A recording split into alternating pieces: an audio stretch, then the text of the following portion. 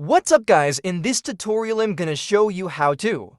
We'll swap this Hot Wheel. We will need a drill this time. Alright, let's get it. Remove the original wheels.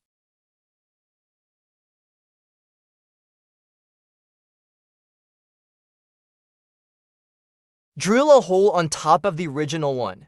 This will make the new wheels to rotate better and will lower the car.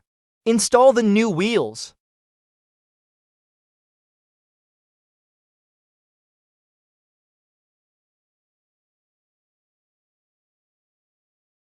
Remove this with a grinder, or you can do it by hand too, but it will take some time.